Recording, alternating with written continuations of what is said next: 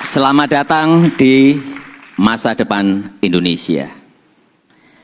Sudah berkali-kali saya sampaikan bahwa kepindahan ibu kota negara ke Nusantara adalah bukan sekedar memindah gedung kementerian.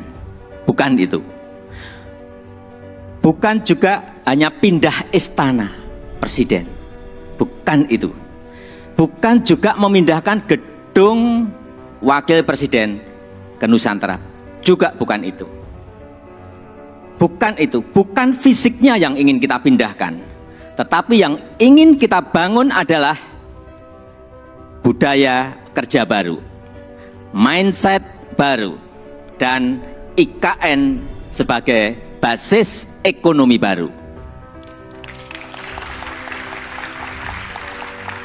Indonesia sebagai negara besar harus berani melangkah, harus berani memiliki agenda besar, berani punya agenda besar, dan ini untuk kemajuan negara kita, untuk kemajuan bangsa.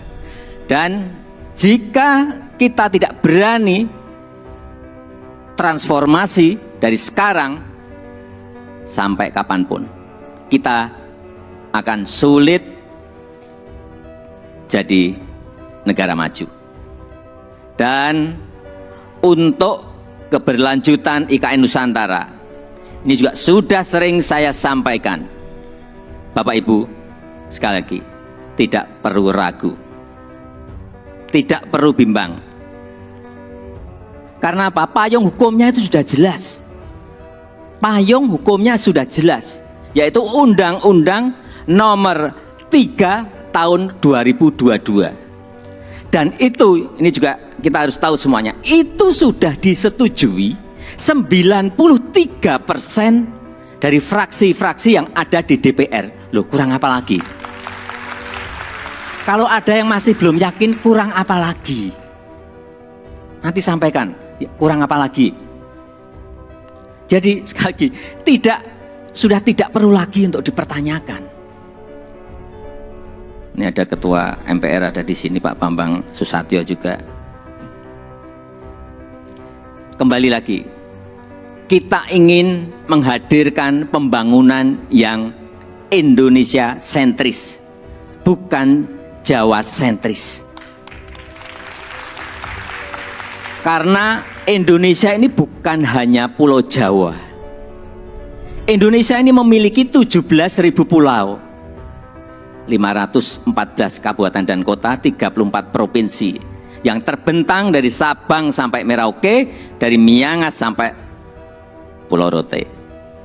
Dan ada tapinya, tapi saat ini 58% dari PDB ekonomi kita, dari ekonomi kita terpusat di Pulau Jawa, 58%. Kemudian populasi 56% atau sekitar 149 juta penduduk kita ada di Pulau Jawa, bermukim di Pulau Jawa. Betapa Pulau Jawa ini sangat terbebani dengan jumlah yang sangat besar itu. Itulah kenapa sering saya sampaikan, Indonesia perlu keadilan ekonomi. Sekali lagi, ada 17.000 pulau, bukan hanya satu pulau. Perlu kesetaraan pembangunan, perlu pemerataan pembangunan. Ini yang ingin kita hadirkan, yaitu dengan membangun ibu kota Nusantara.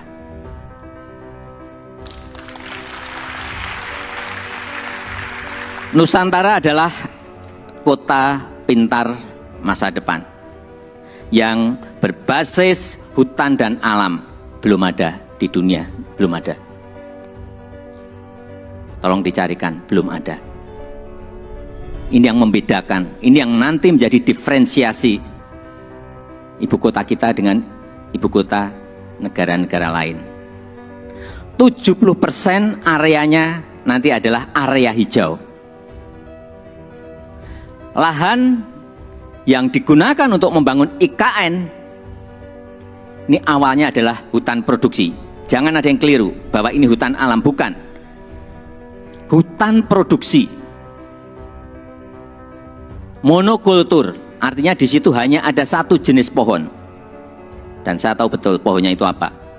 Pohon eukaliptus yang dipakai untuk pulp.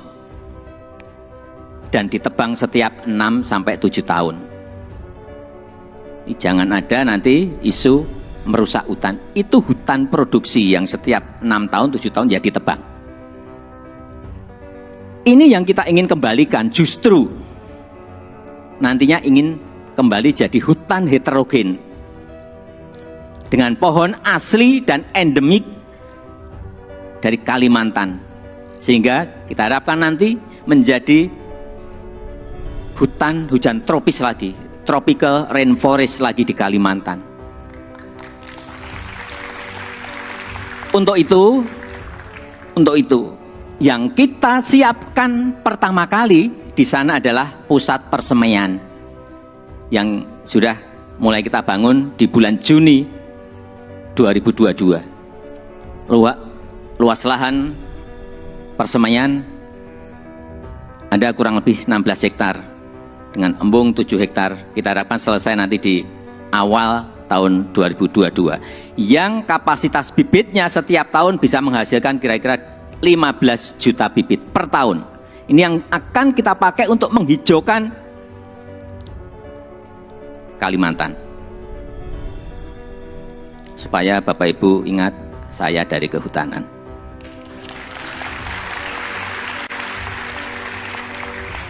Saya waktu menerangkan di persemaian di Kalimantan dari A sampai Z, ini pohon apa, ini pohon apa, ini pohon saya apa semua. Dan 80% sumber energinya adalah berasal dari renewable energy. Mobil di sana nanti harus mobil listrik. Kemudian 80% transportasinya adalah transportasi umum, autonomous vehicle, tanpa awak dan tanpa sopir. Jadi yang kita hargai di sana adalah pejalan kaki. Yang kita hargai di sana adalah orang yang senang naik sepeda. 10 minutes city. Jarak tempuh kemana-mana itu ada dalam 10 menit. Sekali lagi, inilah showcase transformasi Indonesia. Showcase perubahan peradaban Indonesia. Dan budaya kerja yang ingin kita bangun di IKN Nusantara adalah budaya kerja produktif. Itu harus didukung oleh tata kelola yang baik, didukung oleh manajemen yang baik, didukung oleh implementasi teknologi yang mumpuni. Smart living, smart city, layanan masyarakat lewat aplikasi, akte lahir, akte nikah lewat HP, paperless. Ini yang ingin kita bangun. Jadi Nusantara adalah masa depan Indonesia dan bisa terwujud dengan upaya bersama. Bukan hanya pemerintah yang bergerak, bukan hanya pemerintah, karena memang pemerintah hanya kurang lebih menyiapkan 20% dari budget yang ada. 80% kita berikan kesempatan kepada investor, kepada investasi. Termasuk Bapak Ibu yang kami hadirkan pertama kali pada malam hari ini. Investasi terbuka lebar. Bapak Ibu bisa pilih mau di mana, mau investasi di sebelah mana. Mau di kawasan inti, ya harganya beda. Di financial center, di kawasan healthcare center, di kawasan education center, di housing area, di tourism area, silahkan. Saya sampaikan ini adalah kesempatan pertama dan kesempatan emas yang tidak akan terulang lagi. inilah saatnya mencatat sejarah Indonesia, dan inilah saatnya melakukan lompatan. Inilah saatnya kita semua menjadi pelaku sejarah Indonesia masa depan. Dan dengan upaya kita bersama, dengan semangat gotong royong kita bersama, saya yakin 17 Agustus 2024 kita bisa merayakan bersama-sama di Nusantara.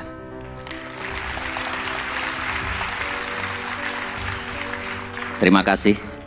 Wassalamualaikum warahmatullahi wabarakatuh.